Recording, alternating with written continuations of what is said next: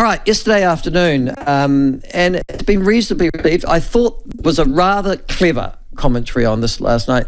They said, this is again on Television One News, it was very clever. They did it after they'd presented what they considered to be the bare bones of the policy. They said, and it's gone down relatively well, National Agricultural Policy, it's been received well. Various people have come out and said it's okay. And the cherry on top, they said, Greenpeace hate it. I thought that was rather clever. Joining us this morning to discuss their policy and the reaction to it and to answer questions that obviously inevitably arise from these sorts of pronouncements is National's Agricultural Policy MP Todd McClay. Todd, good morning to you. Thank you for joining us this morning. Mike, where did you release Michael, the good policy? Morning. How are you? Very well, mate. Did you say where or when? Yeah, where? So we did two releases. We released some of it in the morning in a farm not far from Auckland Airport, Donaldson's farm, and it's a small farm that many years ago was put into a trust to protect it so houses couldn't be built on it, and it's used as a show farm for younger people to come and look at, and young farmers to learn much more about farming, to work on the farm. It was an amazing place. We then jumped on a plane, went up to Northland and had a big, very, very big on-farm meeting where we presented it fully, other media there, and got a lot of questions, but a lot of support from actual farmers. And you're right to what you said earlier. This is a good policy focused on making life for farmers easier. You know what I want as National's new agricultural spokesman? I want some farmers to be able to go and get on and farm, worry less about paperwork and what officials in Wellington think. Let's sell some stuff overseas, earn some money for the country and start paying back this horrific debt that Labor's run up over only 5 years. Okay. Now, the next question, though, obviously, is to do with the agricultural policy. I'll go through it in specific, but there's one thing that sort of was slightly gimmicky, and that was, and I'm assuming that this is an intent rather than an deliberate. Every time there's a new regulation going to be introduced to the farming sector, you've got to remove two. I'm assuming that's not going to be a literal translation. That's just giving you an intent that before you start imposing anything new, you've got to check whether or not the ones that are there are actually fit for purpose, yeah? Well. So the problem we've got in New Zealand is that so many of our officials, and therefore I suppose much of the country, has ended up in the place of thinking the way you fix things is lots and lots more rules. And actually we're sending a very clear signal to central government and therefore ourselves in government, but also to local government, that actually isn't something that helps and it's not good policy. So no, we're serious about that because there's a lot of regulations out there where there will be 2 or 3 or 4 things trying to, regulations trying to do the same thing. We're saying we want you to fix them. But before you do that, we want you to stop just dumping more and more rules on rural New Zealand. And if you take the first part of our package together, it's about changing a mindset and a culture. I mean, another part of this is saying we're going to require local and central government to assess the cost of all of the rules that they want to impose on the rural sector and publish these findings. Because what a lot of farmers are saying to me is, well, yes, we accept we need to do something about this because it's important for the environment and we'll play our part, but the way that they're asking you to do it is so dumb that it's costing so much. As a better way, but actually they don't care about the cost. And so what we're instilling is discipline, and over the first 3 years, if we are able to form a government, it's about changing that culture that thinks, let's just have lots more rules, we'll be a better country for it, when inevitably we never are, because most of these rules are made in Wellington, they're not made in rural areas, and they hardly ever talk to the people who actually have soil under their fingers and know how to sort the stuff out. I'm sure you're getting a lot of sympathy there, not just from farmers, but also from regional councils in New Zealand who are often responsible for implementing them. But the other thing that I'm interested in is the banning of carbon forestry, or it's foreign investment in carbon forestry in this country. It's a massive issue, as you know, in rural New Zealand. And for those of you who aren't in rural New Zealand, it's the conversion of productive farms, mostly sheep and beef, not so much dairy, into large deposits of pine trees for the purpose of gaining carbon credits related to the climate change objectives of the government.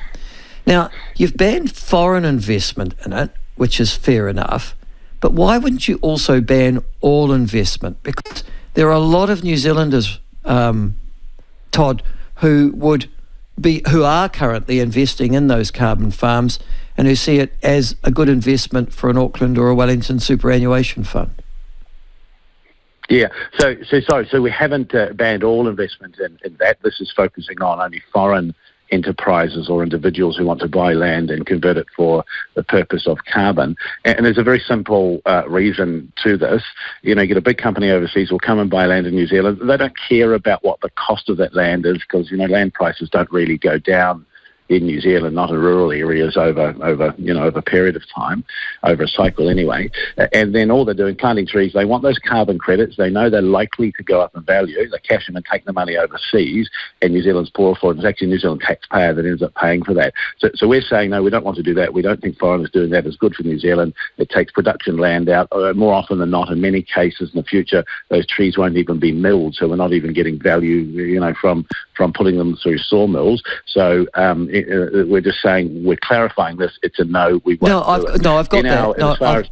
Yeah. Todd, I've got that. I'm trying to work out why you haven't banned New Zealanders from investing in that. Oh, I see. Everybody's Well, so look, we're not going to. So I'm a firm believer in private property rights. If a New Zealand farmer wants to sell their farm within reason to do something with it, look, I think I agree with them. That's a good thing. But we're working on our farm emissions policy at the moment. The He Waka stuff that was done earlier, that the government, asked the sector to work on a good faith, and then said, no, we're not going to listen to you. We'll do our own thing. In about a month's time, we'll come forward with that, and we're looking at the pace by which conversions are taking place or could taking place. I am extremely concerned about that because on the one side, we have the ETS, which allows us to meet the commitments we've made overseas. But if we do that solely at the expense of sheep and beef farms and we lose that production, we're not better off. It has a huge impact upon rural communities, a negative impact when, people are no longer living or working on farms. So we're going to come forward with some policy there. And it will be more about moderating and rates, I think, than an outright ban. But the problem that you've actually got, Michael, is that, the ETS it creates the equivalent of a subsidy for people that want to go and buy land and not farm it because they get a source of income over and above the value of those trees, and that's where the problem has been caused. So we're putting a lot of thought into that. Not going to make any announcements today, but I'm going to take it seriously. So are you intending to make announcements prior to the election then? Because I can tell you now, my neck of the woods... Yeah, about a month away. Yeah, because, there are places like, for example, the New Zealand, what do they call themselves? New Zealand Carbon Farming, who are deliberately out to attract New Zealand investment, who are seeking again to convert sheep and beef farms into carbon forestry and New Zealand investors to it, and that's causing... Okay, so you're going to come up with a new policy on that prior to the election. Yeah. All right, now the other thing, the other massive thing... And working through that now, All right, the other big one too also was, and again, I come from an area which has got large numbers of RSE workers. Again, to explain to listeners, RSE workers are seasonal and people mostly employed from the islands who come over here and primarily work in horticulture and viticulture down here anyhow.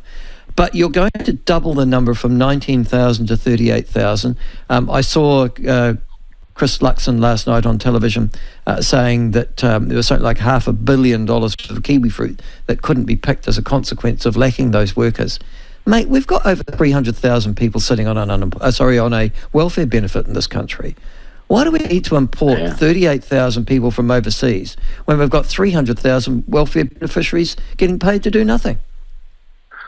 Yeah, well, it's a very, very good point. And in fact, the time when almost every single sector in the country is looking for workers, skilled and less skilled, the Labor government's just allowing people to jump on the benefit and languish there and expects a taxpayer to foot the bill. I just think that's quite crazy. So you're going to see for us some policy come forward from Louise Upson around how we get people off welfare and into work, create some incentive, but also, some obligation on their part to go and do that. But at the same time, the horticulture sector needs a certainty of labour, and what we're doing here with the RSE workers is saying we want to increase that, double it over the next 5 years, and we want you to invest, we want you to grow that sector. There's a lot of great value from New Zealand that can be sent overseas, in kiwi fruit and wine and all other areas of horticulture, but they won't do that if they're not sure the labour's going to be there consistently. If you look at some of the forecasts that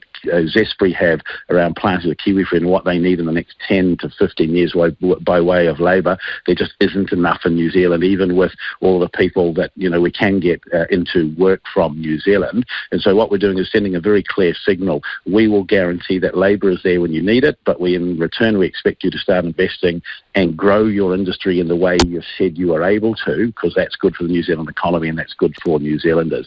But they also have an obligation to be finding Kiwis to work, and Louise Upson has got some great ideas about how we help New Zealanders to help themselves by getting them off welfare, making them less dependent, and allowing them to care for their families through work and have a bit of pride in the money they earn, rather than Christopher Hipkins is sending them a cheque every week from the New Zealand taxpayer. But I mean, you can see the irony. Over the next 5 years, I'd be concentrating on providing the incentives to get people off welfare rather than increasing the number of foreigners in our country. But having said that, these RSE workers have identified the areas you want to bring them in from. I mean, for example, I'm now neck of the woods, and they are superb workers. They mostly come from the villages of Vanuatu. We've got some here, obviously, from Tonga, I think. Oamaru is now the Tongan capital of the world per capita. But where are you identifying? Which countries do you identify as being your primary source of these additional RSE workers? Well, I've indicated that I think it has to be outside of just the Pacific Islands, because actually every time... look, the RSE works well on both sides. I know it gets a bit criticised from time to time in New Zealand, but these workers... I visited a couple of villages of Vanuatu where the villages themselves have grown. They've built small schools, they've updated their churches, and people have fixed their houses based on the number of RSE workers that come away every year for 4 or 5 or 6 months to go back and bring the money back with them. And they do it as a community. It's not, I'm over there working and I'll just look after my family. It's very much a community approach. So it works very, very well for them. But every time we do take workers away from there are fewer in those countries. And so it wouldn't be sustainable to say we want 38,000 from the islands. I've indicated we're going to look for other countries. To give you an example, there's about 70 that come from Malaysia from an agreement before RSE existed, and I'm told it was worked very, very well. So there will be some other countries there, could be from the Philippines and so on. That's something we'll sit down and have a little look at early on when we get to government. Make sure it's sensible, make sure it's going to work, and have a look at some of the trade deals we've got underway, and is there a way to put those in there so that we get the labour that we want and we can use it to maybe get a bit more access for some of our fruit growers and their exports to some of those countries. Live sheep and beef exports, obviously that is a vexed issue. You've got the animal welfare people on one side, but you've also got another group of people who are saying we're exporting our best animals so that we are setting up competitors overseas to have industries that will ultimately compete with us in those areas. Do you accept that logic? Well, yes, I suppose we've got to be careful, but at the same time, New Zealand genetics, and as far as animals is concerned, is a direct result of, breeding and stuff that's happened overseas as well. Look, in the end, there are people here that have animals that they want to expect. It's not all about our best genetics. There are, times when, there's a couple of parts of the trade where animals are reared specially to go over, to various countries and so on. All we're saying is that, look, the government just put in place a ban over a horrific incident where a ship that should never have been on the sea sunk and animals and human life was lost.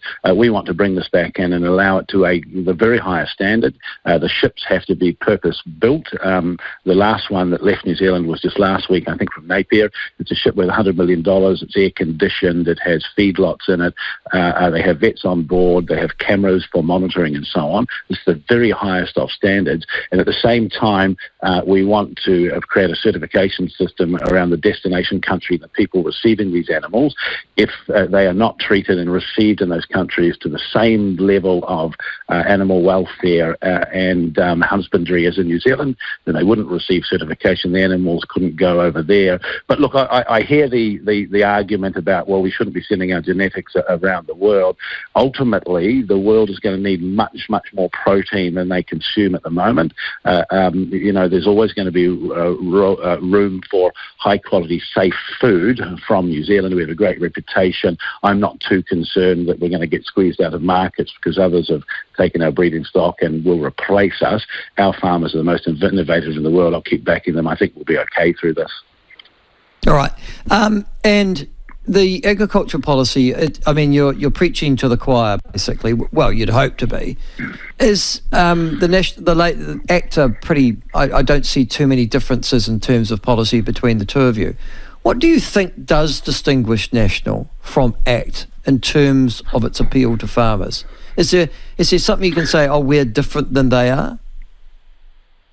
Well, look, there's no one party that has a monopoly on good ideas, and anybody that's sensible wants to point in the right direction and make New Zealand a better place. And in my area now, agriculture, we'll work with them. I did have a farmer say to me the other day he does think that the Labour and Greens have a monopoly on dumb ideas for agriculture, and whilst that's a bit humorous, the stuff we're starting to fix here probably, that farmer is right.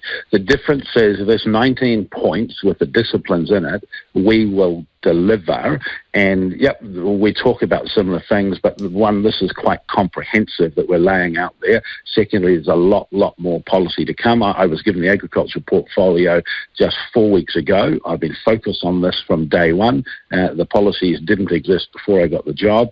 There's a lot more to come here. So all I'm saying to rural New Zealand is if we become the government, and I'm your agricultural minister, you will hear me and see me loudly standing up and speaking up for you proudly on the New Zealand stage and the world stage, and we'll be doing everything we can to back New Zealand farmers, because when the rural sector is strong, New Zealand is strong. Not enough New Zealanders have been reminded of that by this current government. I think they see agriculture as a problem. I don't. I actually see them as the most important part of our economy. I'm very proud of them, and I'll be shouting that from the rooftops in the cities and out on the farms so people know what we think. Fair enough. And finally, I know it's slightly left field, Todd, apologies for that, but these things happen. That's the nature of politics. Okay. Your Tyree candidate, Stephen Jack, has resigned over a second transgression. He's a farmer. He was going to be contesting a seat that has a large rural base. Do you guys go through a process before you come to them? Do you say, listen, it's a good idea to trawl your social media before you actually stand as a candidate, before you select them?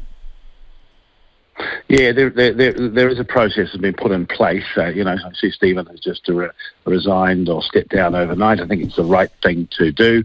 I think he was probably feeling that there were distractions that he couldn't deal with anymore, very serious ones, albeit. There's a process there.